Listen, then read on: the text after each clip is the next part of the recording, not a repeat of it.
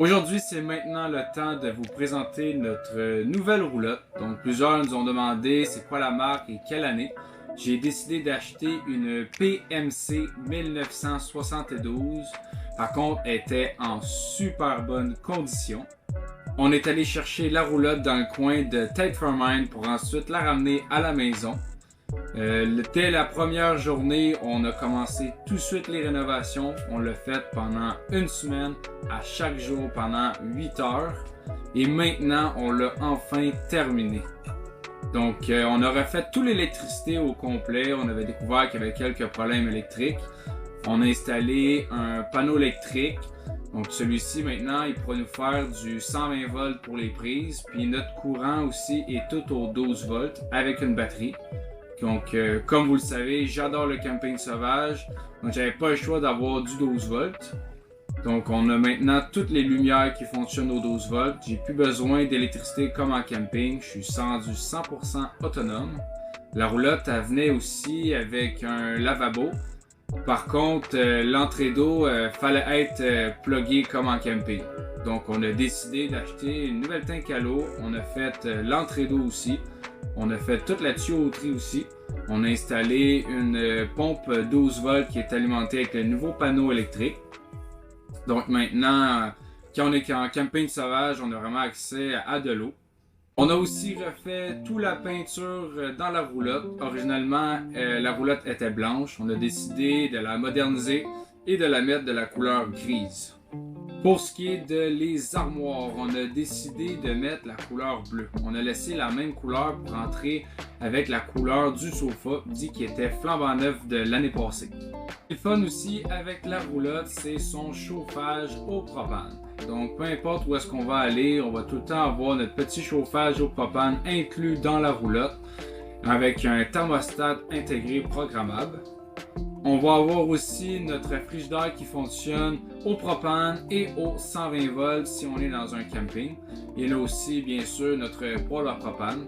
On passe maintenant en tente roulotte avec un petit poêle portatif à un poêle avec 3 ronds directement sur la table. On vient chercher un bon confort de plus. Plusieurs se demandent pourquoi on a décidé de faire la transition d'une tente roulotte à une roulotte. La raison était bien simple, c'était le problème d'humidité et lorsqu'il pleut. Donc, pour expliquer un peu, c'est quand il pleut, on n'a pas le choix d'être un peu dans la tente. Puis le chauffage, il marchait tout le temps dans le tapis pour enlever l'humidité. On réussit pas à prendre le dessus. On se frotte contre la tente, on devient tout mouillé. Les couvertures est humide. On avait toujours froid. Fait que là, au moins, avec la roulotte, on est venu chercher du confort de plus. C'est incroyable. C'est pas juste ça. Là, j'ai plus besoin de me traîner une petite toilette portative puis jeter mon petit sac à caca à chaque fois parce que maintenant, j'ai une salle de bain dans ma roulotte.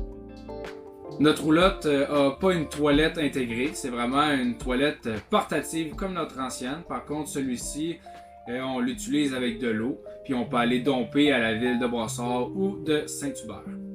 Par la suite, ce qui est le fun, c'est que la table se convertit aussi en lit. Donc le soir, on va venir se coucher en bas et le jour, si mettons Maud déciderait de lire un livre ou d'aller se coucher un peu ou faire une sieste, qu'est-ce qui est le fun? On a un lit qui est juste en haut de moi. Comme ça, on peut aller se reposer. La mousse mémoire, elle a exactement la bonne grosseur, donc c'est juste parfait. Notre roulotte ensuite, elle a 2 tanks de propane. Par contre, on a fait l'essai notre première fois à Beauharnois et 2 tanks de propane, c'est bien en masse. On a pris même pas la moitié d'une tank, puis on s'est dit on va se mettre à l'aise. Donc on a mis le chauffage au bout, on a utilisé le poêle au propane, puis on a quasiment rien pris. En plus du frigidaire qui fonctionne toute la nuit et toute la journée, ça a été parfait. On s'est aussi installé un petit panneau de contrôle. Donc, qu'est-ce qui est fun avec notre petit panneau de contrôle, c'est qu'on a une prise 12 volts, 2 petites prises USB et bien sûr tous les boutons pour faire allumer les lumières, allumer la pompe à l'eau et allumer bien sûr notre tout nouveau ventilateur. On pensait au début l'installation du ventilateur au plafond aurait peut-être été un gros problème, mais en fin de compte ça s'est super bien passé.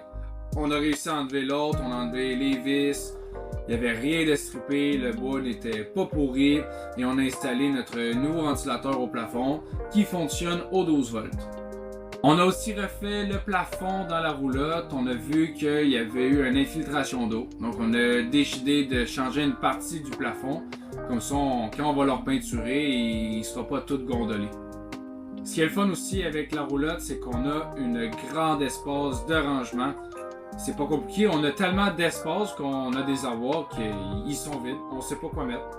Parce qu'on a juste tout transféré le stock qu'on avait dans notre tente roulotte dans la roulotte, puis on n'avait pas besoin de plus de stock. C'était juste parfait.